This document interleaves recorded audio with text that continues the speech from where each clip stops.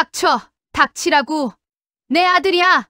내가 뭘 안다고 사랑이야! 거울 앞에 선 내 모습이 낯설 때가 있습니다. 어느새 62을 넘긴 이 얼굴에는 세월의 흔적이 깊게 패여 있습니다. 사람들은 묻습니다. 왜 결혼을 안 하느냐고. 대기업에서 임원으로 정년 퇴직했고 연금도 괜찮고 아직 건강한데 왜 혼자 사느냐고. 저는 웃으며 대답합니다. 결혼 안 하는 게 아니라 못 하는 거라고. 아니, 정확히는 다시는 하지 않기로 했다고. 지금 제게는 만나는 여자가 있습니다. 하지만 저는 그녀를 부모님께 소개하지 않았습니다. 절대로. 영상을 시청하시기 전에 좋아요와 구독 부탁드립니다. 여러분도 비슷한 경험이 있으시다면 댓글로 공유해주세요. 제 아버지는 1940년대생입니다. 서울의 괜찮은 집안 외아들로 태어나 부족함 없이 자랐습니다. 할아버지는 서울 강북의 땅과 건물 몇 채를 가진 중산층 이상이었고 아버지는 명문 고등학교를 나와 서울대 법대를 졸업했습니다. 아버지는 전형적인 엘리트였습니다. 성적은 늘 상위권이었고 모범생이었으며 교수님들의 총애를 받았습니다. 졸업 후에는 당시 선망의 직업이던 고급 공무원이 되었습니다. 경제기획원이었죠. 하지만 아버지에게는 치명적인 약점이 있었습니다. 세상 물정을 전혀 몰랐다는 것입니다.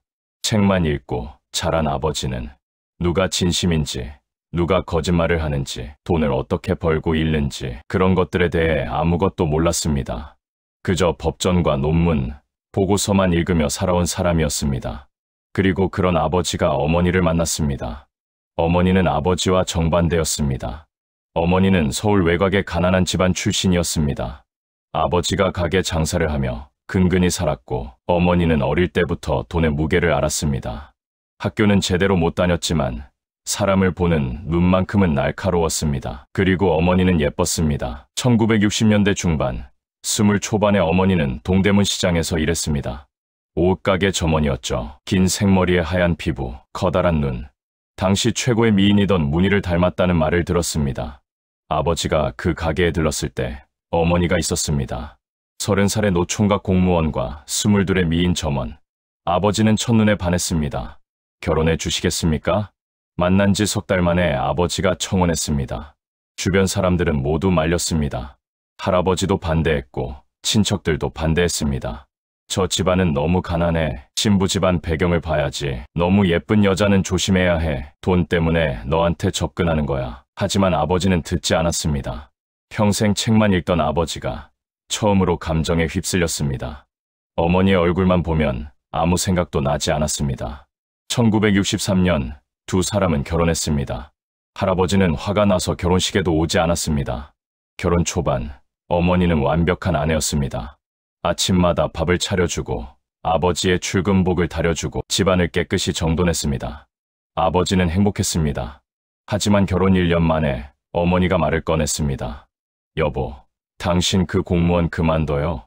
월급이 너무 적잖아요. 당신 아버지한테 받을 땅 있죠. 그걸로 사업하면 돈 훨씬 더 많이 벌 수 있어요. 하지만 내 직업은 그런 거 가지고 언제 돈 모아요? 나는 부자 되고 싶어요. 당신도 나한테 좋은 것 해주고 싶죠. 어머니의 목소리는 달콤했지만 단호했습니다. 아버지는 고민했습니다. 하지만 결국 어머니의 말에 넘어갔습니다. 당시 고급 공무원이라는 안정적인 직업을 때려치웠습니다. 주변 사람들은 미쳤다고 말렸지만 아버지는 어머니만 바라봤습니다. 그리고 할아버지께 물려받을 강북의 땅을 몰래 팔았습니다. 당시 돈으로 3천만 원 정도였습니다. 어마어마한 돈이었죠. 1968년 어머니가 명동에 다방을 차렸습니다. 여보, 나한테 맡겨요. 내가 장사는 잘해요. 다방 대박 나면 우리 돈방석 위에 앉는 거예요. 다방은 화려했습니다. 인테리어도 좋았고 위치도 좋았고 커피 맛도 괜찮았습니다. 초반에는 손님도 꽤 왔습니다. 하지만 6개월 만에 문제가 터졌습니다. 어머니가 사기를 당한 겁니다. 인테리어 업체였습니다. 거액을 받아놓고 잠적했습니다. 게다가 다방 건물주가 갑자기 임대료를 2배로 올렸습니다. 어머니는 당황했지만 포기하지 않았습니다. 여보, 괜찮아요. 이번엔 더 확실한 거 해요. 다방보다 치킨집이 더 잘 돼요. 미국에서 새로 들어온 아이템이래요. 남은 돈으로 강남에 치킨집을 차렸습니다. 1970년, 당시만 해도 생소했던 프라이드 치킨 가게였습니다. 하지만 장사는 안 됐습니다. 위치 선정도 잘못했고 어머니는 장사 경험이 부족했으며 직원 관리도 엉망이었습니다. 그리고 또 사기를 당했습니다. 이번엔 치킨 원료 공급업체였습니다. 선불로 거액을 받아놓고 싸구려 재료를 보내거나 아예 잠적했습니다. 여보, 미안해요. 내가 잘못 봤어. 하지만 어머니는 멈추지 않았습니다. 한 번만 더, 이번엔 분식집, 떡볶이는 절대 안 망해요. 그렇게 아버지가 물려받은 재산은 모두 날아갔습니다. 집도, 땅도, 돈도 다 사라졌습니다. 제가 태어난 건 1963년 부모님 결혼한 해에 태어났습니다. 큰아들로. 3년 뒤 남동생이, 그리고 여동생이 태어났습니다. 집안은 급격히 기울었습니다. 강남의 작은 집마저 팔아야 했고 우리는 타 지역의 반지하 새방으로 이사했습니다. 아버지는 35의 나이에 백수가 되었습니다. 당신이 잘못한 거예요. 어머니가 소리쳤습니다. 왜 장사를 제대로 못 배워요? 왜 사기꾼을 못 알아봐요? 쓸모없어. 아버지는 아무 말도 하지 못했습니다.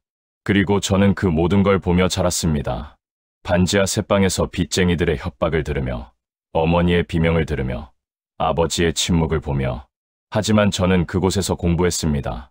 빚쟁이들이 문을 두드릴 때 저는 이불을 뒤집어 쓰고 떨었습니다. 어머니의 비명이 들렸습니다. 당신이 잘못해서 우리가 이 꼴이야. 아버지는 아무 말도 하지 않으셨습니다. 그런 날이면 아버지는 밤늦게 돌아오셔서 낡은 가방에서 책을 꺼내셨습니다. 이사를 다닐 때마다 가구는 버렸어도 아버지는 서울대 시절 교재들만큼은 버리지 않으셨습니다. 아들아, 아버지가 제 머리를 쓰다듬으셨습니다.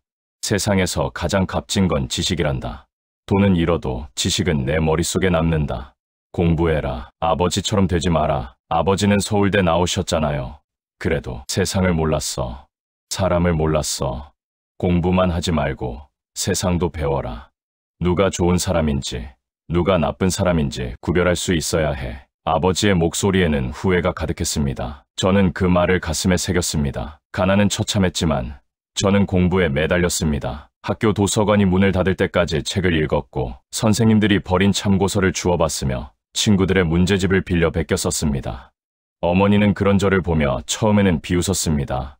공부해서 뭐가 달라지겠어. 돈이 최고야. 돈. 내 아버지 봐. 서울대 나와서 뭐 했어.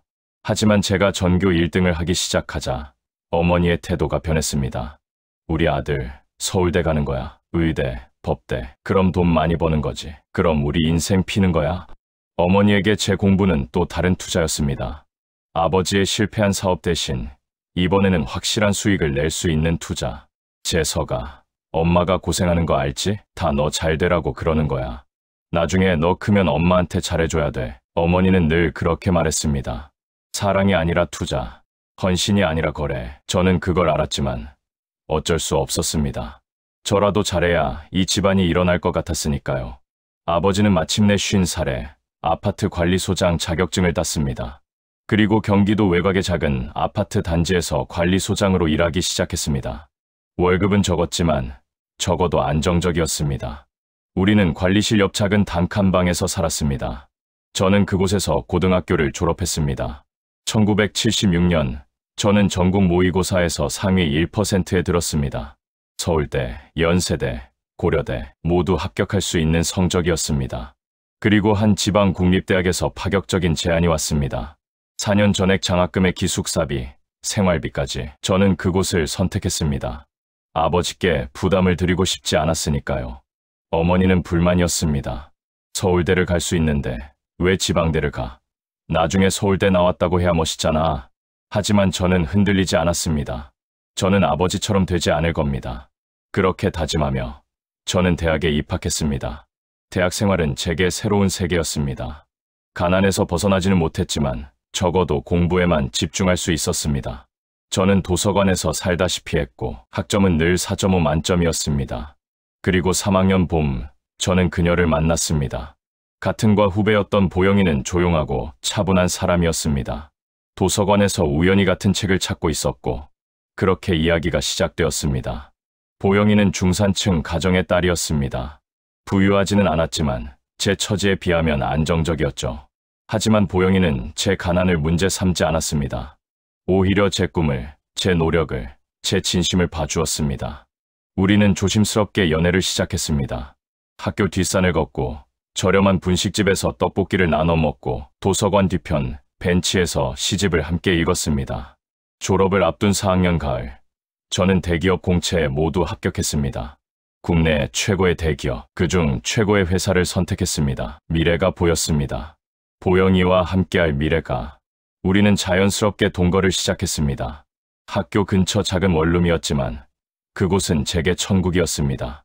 보영이가 끓여주는 된장찌개를 먹으며 저는 이런 평범한 행복이 이렇게 소중한 것인지 처음 알았습니다. 그리고 보영이가 임신을 했습니다. 보영이가 떨리는 목소리로 말했습니다. 나 아기가 생긴 것 같아.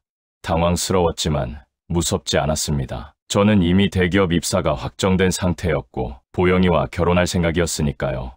오히려 기뻤습니다. 괜찮아. 우리 결혼하자. 부모님께 말씀드릴게. 하지만 저는 어머니를 몰랐습니다. 어머니에게 보영이 이야기를 꺼냈을 때 어머니는 처음에는 조용했습니다. 너무 조용해서 오히려 불안했습니다. 그래, 임신했어? 네, 어머니, 저희 결혼하려고요. 그때 어머니의 얼굴이 일그러졌습니다. 결혼, 내가, 그 여자랑. 어머니의 목소리가 점점 높아졌습니다. 너 미쳤어. 대기업 들어가는 놈이 뭣도 아닌 계집애랑 결혼해. 지참금은, 집은, 그 집안이 우리한테 뭘 해줄 건데? 어머니, 저는 보영이를 사랑해요. 그리고 이미 닥쳐. 어머니가 소리쳤습니다. 내가 뭘 안다고 사랑이야. 사랑으로 밥 먹고 사냐. 너 때문에 우리가 얼마나 고생했는데 이제 겨우 빛이 보이는데 내가 그딴 여자랑 결혼해서 다 말아먹으려고? 저는 처음으로 어머니께 대들었습니다. 어머니가 아버지를 힘들게 하신 거잖아요. 사업 실패한 것도 재산 날린 것도 다 어머니 욕심 때문이었잖아요. 아버지는 공무원 그만두지 말았어야 했어요. 어머니가 저를 때렸습니다. 쉰이 넘은 어머니의 손바닥이 제 뺨을 후려쳤습니다. 이 배은망덕한 새끼야. 내가 너 키우려고 얼마나 고생했는데 내가 감히. 그날 밤 저는 집을 나왔습니다. 보영이에게 가서 모든 걸 말했습니다. 보영이는 울었지만 제 손을 꼭 잡았습니다. 괜찮아, 오빠. 우리 둘이 힘을 합치면 돼. 하지만 어머니는 포기하지 않았습니다. 며칠 후 보영이에게서 다급한 전화가 왔습니다. 오빠 어머니가 학교에 와서 나한테. 제가 달려갔을 때 보영이는 학교 벤치에서 울고 있었고 어머니는 그 옆에 서서 차가운 눈빛으로 보영이를 내려다보고 있었습니다. 어머니, 왔어. 어머니가 태연하게 말했습니다. 내 여자한테 말했어. 내 인생 망치지 말고 꺼지라고. 어떻게 그런 말씀을. 나 오늘 그 집에도 갔다 왔어.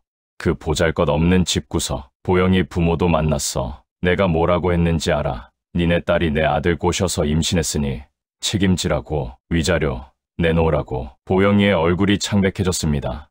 어머니, 어떻게. 저는 말을 잇지 못했습니다. 그런 거 지우면 되지. 니네 결혼은 절대 안 돼. 내가 죽어도 안 돼. 그날 이후 어머니는 집요했습니다. 보영이의 집으로 찾아가 행패를 부렸고 보영이 아버지 직장에 전화를 걸었으며 학교 교수들에게까지 알렸습니다. 보영이는 무너져 내렸습니다. 학교를 나오지 못했고 점점 말이 없어졌으며 밤마다 악몽에 시달렸습니다. 오빠, 나 차라리 죽는 게 나을 것 같아. 그리고 어느 날 보영이가 수면제를 먹었습니다. 다행히 룸메이트가 빨리 발견해서 병원으로 옮겨졌고 목숨은 건졌습니다. 하지만 보영이는 그대로 정신병원으로 옮겨졌습니다. 심한 우울증과 불안장애 진단이 내려졌습니다. 보영이 부모님이 제게 말했습니다. 재석 씨, 미안하지만 우리 보영이는 이제 당신을 볼 수 없을 것 같아요. 치료에 집중해야 돼요.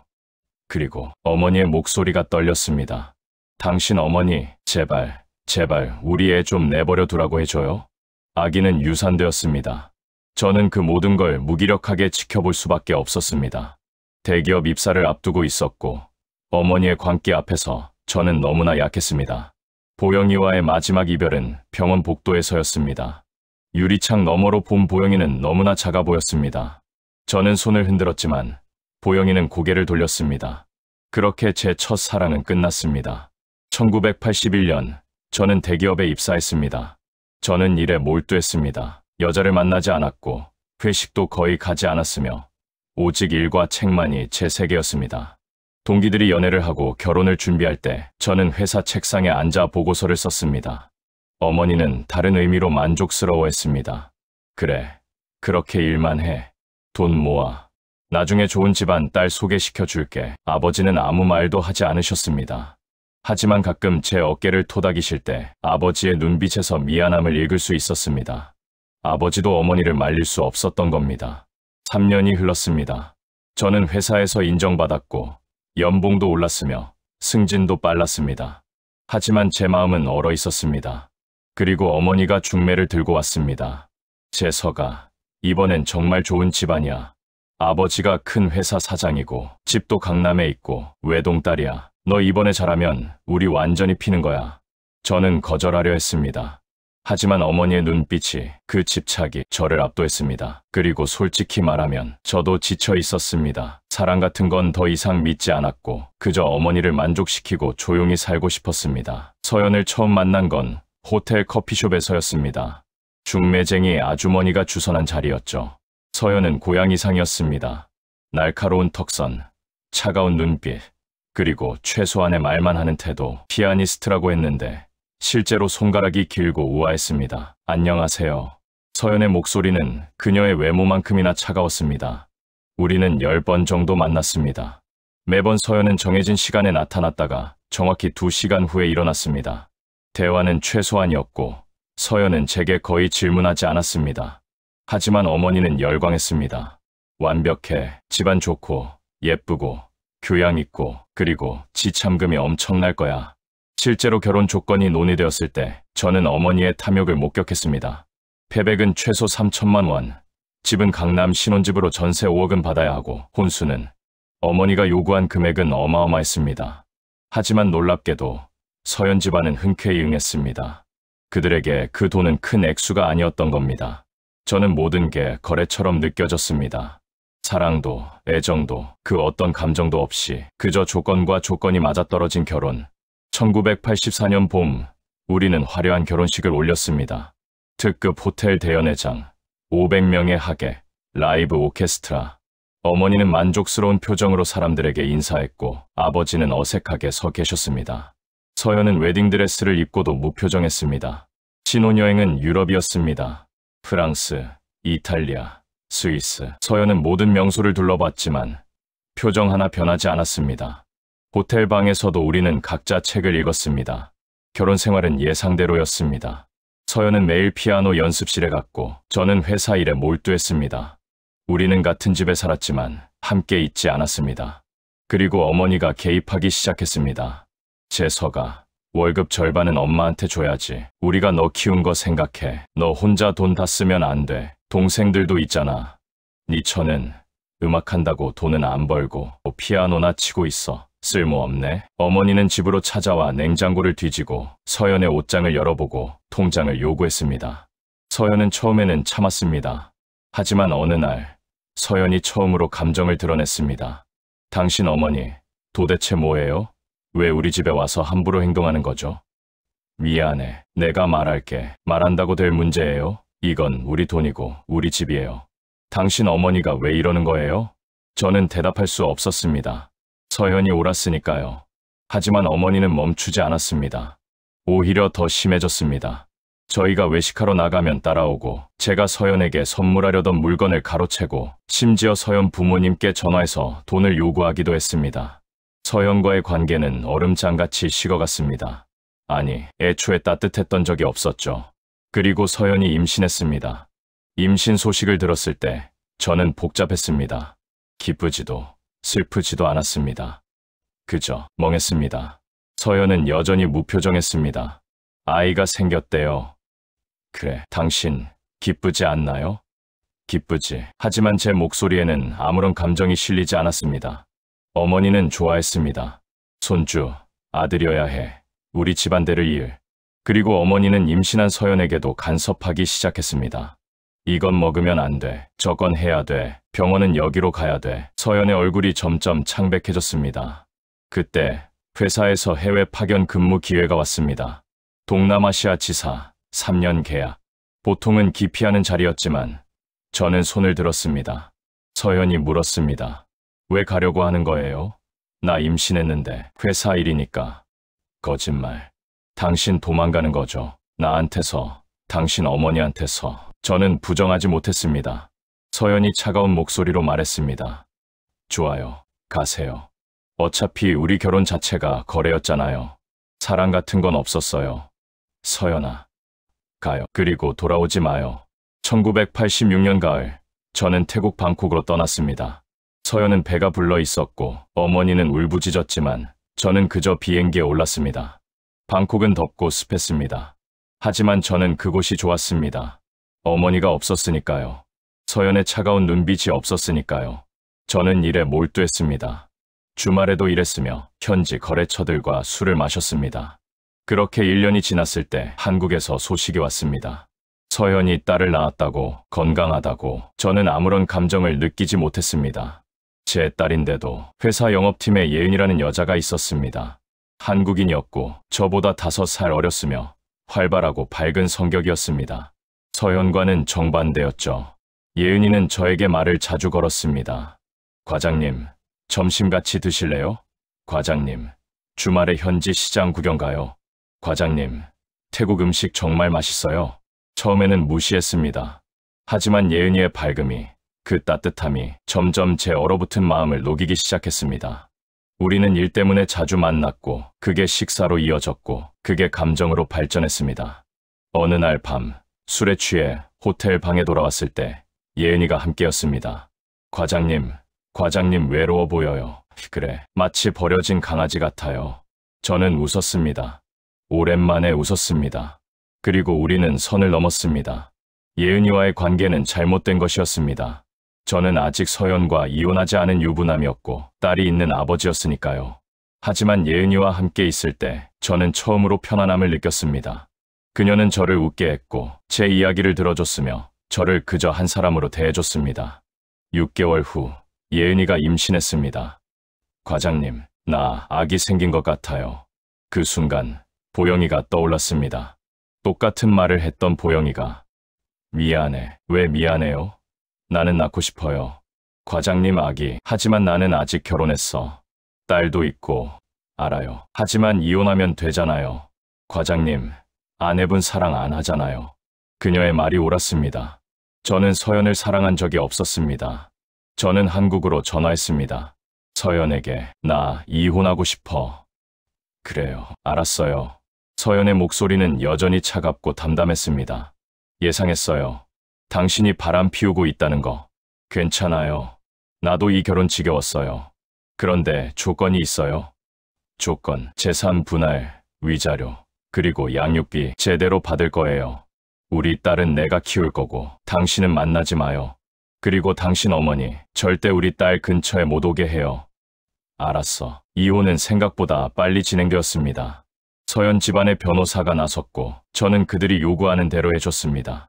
제가 잘못한 거니까요. 어머니는 크게 화를 내셨습니다. 전화로 국제전화비를 아끼지 않고 소리쳤습니다. 이 미친놈아, 그 좋은 집안 며느리를 왜 내쫓아? 손녀는 어떡하고? 재산은 어떡하고? 어머니, 제 인생이에요. 내 인생이 내 거야? 우리가 너 키운 건데. 저는 전화를 끊었습니다. 생애 처음으로 어머니의 전화를 끊었습니다. 1989년, 저는 예은이와 결혼했습니다. 방콕의 작은 성당에서 몇 명의 동료들만 모인 조촐한 결혼식이었습니다. 그리고 아들이 태어났습니다. 준호, 처음으로 제 아이를 안았을 때 저는 울었습니다. 서연과의 딸은 한 번도 안아보지 못했는데 준호는 제 품에 있었습니다. 미안해. 저는 누구에게 사과하는 건지 모르면서 계속 중얼거렸습니다. 3년의 계약이 끝나고 저는 한국으로 돌아왔습니다. 예은이와 준호를 데리고 어머니와의 대면은 처참했습니다. 이게 누구야? 어머니가 예은이를 위아래로 훑어봤습니다. 그 좋은 집안 서연이는 내쫓고 이런 걸 데려왔어? 어머니, 제 목소리가 커졌습니다. 예은이는 제 아내고 이 아이는 제 아들이에요. 아들, 어머니가 준호를 봤습니다. 그리고 표정이 약간 풀렸습니다. 아들이긴 하네. 그래도 서연 집안만큼 좋은 집은 아니겠지. 예은이 집은 평범한 집이에요. 평범. 돈은 얼마나 있는데? 평범하다니까요. 어머니의 얼굴이 다시 굳었습니다. 처음 몇 년은 괜찮았습니다. 저는 회사에서 부장으로 승진했고 경기도의 작은 아파트를 샀습니다. 예은이는 준호를 키우며 행복해했고 저도 나름 평화로웠습니다. 하지만 어머니는 기회를 노리고 있었습니다. 예은이는 원래 일을 좋아하는 사람이었습니다. 준호가 유치원에 들어가자 예은이는 다시 일을 시작했습니다. 영업 일이었죠. 그리고 예은이에게는 한 가지 취미가 있었습니다. 구두 수집. 예은이는 명품 구두를 좋아했습니다. 수십 켤레의 구두가 있었고 어떤 건 1,000만 원이 넘는 것도 있었습니다. 여보, 이거 좀 과한 거 아니야? 제가 물었을 때 예은이가 웃으며 대답했습니다. 내 돈으로 사는 거야. 영업 인센티브 받잖아. 그리고 이게 나한테는 투자야. 좋은 구두 신으면 자신감 생기거든. 저는 그러려니 했습니다. 예은이가 벌어서 쓰는 거니까요. 하지만 어머니는 달랐습니다. 어느 날 어머니가 우리 집에 왔을 때 예은이의 신발장을 봤습니다. 이게 뭐야? 신발이 왜 이렇게 많아? 이거 다 얼마짜리야? 어머님, 제가 제 돈으로 산 거예요. 네 돈, 부부 재산에 어디 네 돈, 내 돈이 있어? 우리 아들이 번 돈이지. 이렇게 사치하고 낭비하면 어떡해? 어머니, 제가 끼어들었습니다. 예은이는 이래서 돈 벌어요. 그리고 이건 우리 집 일이에요. 하지만 어머니는 멈추지 않았습니다. 어머니는 예은이를 사치녀로 낙인 찍었습니다. 친척들에게 전화하고 아버지께 말하고 심지어 저희 아파트 이웃들에게까지 말하고 다녔습니다. 우리 며느리 있잖아요. 구두만 수백 켤레 사는 사치녀예요. 우리 아들이 번 돈 다 날려요. 사실이 아니었습니다. 예은이는 자기 돈으로 자기 취미 생활을 했을 뿐이었습니다. 하지만 어머니의 입을 통하면 예은이는 파산을 불러오는 악녀가 되었습니다. 저는 지쳤습니다. 어머니를 말리려 했지만 어머니는 듣지 않았습니다. 제가 소리쳤습니다. 왜 제 결혼을 망치는 거예요? 망치는 게 아니라 지키는 거야. 내가 정신 못 차리니까 내가 해야지. 첫 번째 여자도, 두 번째 여자도, 이제 세 번째까지 다 어머니가 망쳤잖아요. 입 닥쳐. 내가 안 그랬으면 넌 진작 거지 됐어. 예은이는 처음에는 참았습니다. 하지만 어머니의 소문이 예은이 직장까지 퍼지고 예은이의 부모님이 모욕당하고 준호가 학교에서 놀림당하기 시작하자 예은이도 한계에 도달했습니다. 재석 씨, 나 더 이상 못 참겠어요. 당신 어머니 때문에 미치겠어요. 미안해. 내가 말할게. 말한다고 될 사람이에요. 당신도 알잖아요. 당신 어머니, 그냥 정신이 이상한 거예요. 돈에 미친 거예요. 예은이의 말이 옳았습니다. 하지만 저는 어떻게 해야 할지 몰랐습니다. 결국 우리도 갈라섰습니다. 2000년, 제가 42이 되던 해였습니다. 재석 씨, 이혼해요. 나는 이렇게 못 살겠어요. 준호는 내가 키울게요. 그리고 당신 어머니 절대 우리 아들한테 접근 못하게 해요. 알았어. 저는 또다시 이혼했습니다. 그리고 또다시 제 아이를 잃었습니다. 세 번째 연인과 헤어진 이후 저는 공허했습니다. 회사에서는 상무로 승진했지만 제 인생은 텅 비어 있었습니다. 딸 하나, 아들 하나 모두 만나지 못하고 있었습니다. 그리고 40대 후반이 되어서도 저는 여전히 어머니의 영향력 아래에 있었습니다. 주말마다 부모님을 찾아뵙고 매달 생활비를 드리고 어머니의 전화를 받았습니다. 재석아, 이번엔 누구 소개시켜줄까? 엄마가 좋은 집안 알아봤어. 어머니, 저는 이제 결혼 안 해요. 뭔 소리야. 넌 재혼해야 해. 제대로 된 집안으로 저는 거부했습니다. 하지만 완전히 벗어나지는 못했습니다. 여전히 마마보이였습니다. 50이 넘어서도, 하지만 세월은 어머니도 아버지도 늙게 했습니다. 아버지는 75이 되셨고 어머니는 73이었습니다. 아버지의 건강이 눈에 띄게 나빠지기 시작했습니다. 2018년 어느 가을날 아버지가 쓰러지셨습니다. 심근경색이었습니다. 가족력이 있으셨던 아버지는 항상 조심하셨지만 그날은 갑자기 찾아왔습니다. 저는 병원으로 달려갔습니다. 중환자실 밖에서 기다렸습니다. 아버지의 임종 직전 아버지가 제 손을 잡았습니다. 아들아. 아버지의 목소리는 약했습니다. 미안하다. 내가 어머니를 말리지 못해서. 아버지, 괜찮아요. 아니야. 나는 평생 비겁했어. 내 어머니한테도 너한테도. 이제 너는 자유롭게 살아라. 어머니를 챙기되 어머니 말에 휘둘리지는 마라. 내 아버지 그리고 내 아이들 찾아가 봐라. 늦었지만 아버지 노릇하거라. 그게 아버지의 마지막 말씀이었습니다. 아버지의 장례식장에서 저는 처음으로 어머니가 무너지는 모습을 봤습니다. 여보, 여보. 어머니가 아버지의 영정 앞에서 울부짖었습니다. 그리고 그 순간 저는 깨달았습니다. 어머니도 여자였다는 것을, 돈에 집착했던 건 가난에 대한 공포 때문이었다는 것을, 제 인생을 조종한 건 아기가 아니라 두려움 때문이었다는 것을. 하지만 그 깨달음이 제 상처를 치유해 주지는 못했습니다. 아버지가 돌아가신 후 어머니는 급격히 약해졌습니다. 그리고 몇 년 뒤 어머니에게 암 진단이 내려졌습니다. 위암이었습니다. 재서가. 병원 침대에 누운 어머니가 제 손을 잡았습니다. 나 죽는 거니? 처음으로 어머니가 약해 보였습니다. 돈만 외치던 그 강한 어머니가, 아니에요. 어머니, 치료하면 돼요. 저는 어머니를 위해 최선을 다했습니다. 좋은 병원, 좋은 의사, 최고의 치료. 어머니가 평생 집착했던 그 돈으로 어머니의 생명을 지키려 했습니다. 위암 수술은 성공적이었습니다. 하지만 2년 후 폐암이 발견되었습니다. 그리고 그 1년 후 간암까지. 어머니는 고통스러워했습니다. 항암 치료는 어머니를 더욱 약하게 만들었습니다. 재서가. 너무 아파. 저는 어머니 곁을 지켰습니다. 회사는 정년 퇴직을 했고 시간은 충분했습니다. 매일 병원에 가서 어머니를 돌봤습니다. 어머니는 가끔 헛소리를 했습니다. 재서가. 미안해. 괜찮아요. 어머니, 네 결혼 다 내가 망쳤지. 미안하다. 저는 아무 말도 하지 못했습니다. 어머니가 사과한 건 그때가 처음이었습니다. 엄마는 가난이 무서웠어. 빚쟁이들한테 쫓기던 거 잊을 수가 없어. 돈만 있으면 괜찮을 줄 알았어.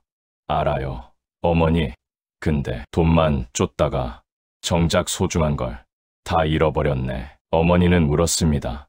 80이 넘은 노인이 3가지 암으로 고통받는 환자가 자신의 인생을 후회하며 울었습니다. 저도 울었습니다. 어머니를 간병하던 2020년, 저는 우연히 영어학원에 등록했습니다. 은퇴 후 새로운 취미가 필요했고 영어 공부가 생각났습니다. 그리고 그곳에서 선미를 만났습니다. 선미는 그 학원의 원장이었습니다. 50대 중반, 이혼 경력이 있고 성인 자녀가 둘 있는 여자였습니다. 안녕하세요. 저는 선미라고 합니다. 레벨 테스트 시작할게요. 선미는 차분했습니다. 화려하지도 차갑지도 않았습니다. 그저 자연스럽고 편안한 사람이었습니다. 수업은 일주일에 2번이었습니다. 그리고 자연스럽게 수업 후 차를 마시게 되었고 우리는 데이트도 하게 되었습니다. 재석 씨는 어떻게 혼자 사세요? 선미가 물었습니다. 복잡한 사연이 있어요. 궁금하지 않아요. 다들 사연 하나씩은 있잖아요. 나도 있고. 저는 처음으로 제 이야기를 꺼냈습니다. 어머니 이야기를, 3번의 연인과 헤어짐을, 만나지 못하는 아이들을, 그리고 지금 간병하고 있는 어머니를. 선미는 조용히 들어주었습니다. 동정하지도 비난하지도 않았습니다. 많이 힘드셨겠어요? 어머님 간병하시는 거 정말 대단하세요. 쉽지 않으실 텐데. 그래도 제 어머니니까요. 선미가 미소 지었습니다. 재석 씨, 좋은 아들이시네요. 우리는 연인이 되었습니다. 하지만 결혼 이야기는 꺼내지 않았습니다. 주말마다 만나고 가끔 여행도 가고 서로의 일을 응원했습니다. 그리고 저는 선미를 어머니께 소개하지 않았습니다. 선미는 이해했습니다. 괜찮아요. 어머님께서 편안하게 지내시는 게 중요하죠. 2023년 어머니는 85이었습니다. 3가지 암과의 싸움은 5년째였습니다. 어머니의 몸은 앙상했고 눈빛은 흐려졌으며 말도 잘하지 못했습니다. 하지만 저는 끝까지 어머니를 돌봤습니다. 최고의 치료를 받게 했고 좋은 병실을 구했으며 매일 찾아가 어머니의 손을 잡았습니다. 어머니는 가끔 저를 알아보지 못했습니다. 당신 누구세요? 저예요. 어머니, 재석이요. 재석이. 어머니가 중얼거렸습니다. 우리 아들, 좋은데 시집 보내야 하는데. 저는 쓸쓸하게 웃었습니다. 죽어가는 순간에도 어머니는 제 결혼 걱정을 하고 계셨습니다. 어느 늦가을 날 어머니가 저를 불렀습니다. 재석아. 네, 어머니. 미안해. 정말 미안해. 괜찮아요. 어머니, 이제 괜찮아요. 어머니는 제 손을 꼭 잡았습니다. 그리고 조용히 눈을 감으셨습니다. 어머니는 그렇게 돌아가셨습니다. 85년의 삶을 돈을 쫓던 삶을, 결국에는 아들의 효도를 받으며 최선의 치료를 받으며 평화롭게 저는 울었습니다. 어머니를 원망했지만 그래도 제 어머니였으니까요. 지금 저는 66입니다. 대기업에서 정년 퇴직했고 연금으로 살며 선미와 연인으로 지내고 있습니다. 어머니가 돌아가신 지 2년이 지났습니다. 아버지도 어머니도 이제 없습니다. 그리고 저는 비로소 자유롭습니다. 작년에 제 딸을 처음으로 만났습니다. 어색했지만 딸은 저를 용서해 주었습니다. 아버지도 피해자였던 것 같아요. 딸이 말했습니다. 딸은 피아니스트가 되었고 결혼해서 아이가 둘 있습니다. 제 손주들입니다. 아들 준호는 회사원이고 결혼 준비 중입니다. 아버지, 결혼식에 오실 거죠? 준호가 물었을 때 저는 울었습니다. 사람들은 여전히 묻습니다. 왜 재혼을 안 하느냐고, 선미는 좋은 사람인데 왜 결혼하지 않느냐고. 저는 대답합니다. 결혼이라는 제도가 저에게는 맞지 않는 것 같다고, 그저 좋은 사람과 편하게 지내는 게 더 나은 것 같다고. 어떤 이들은 이해하지 못합니다. 어떤 이들은 고개를 끄덕입니다. 저는 이제 압니다. 제 인생을 망친 건 어머니였지만 그걸 허락한 건 저였다는 것을. 예순이 넘어서야 깨달았지만 그래도 깨달았다는 게 다행입니다. 너무 늦었지만 토요일 오후 선미와 한강 공원을 걷습니다. 가을 햇살이 따스합니다. 재석 씨, 뭐 생각해요? 아무것도, 그냥 이 순간이 좋아요. 선미가 제 손을 잡습니다. 이제는 제 삶을 삽니다. 너무 늦었지만 그래도 아직 살 날이 남았습니다. 그리고 이제는 손주들도 생겼습니다. 제 아이들도 만납니다. 선미와도 행복합니다.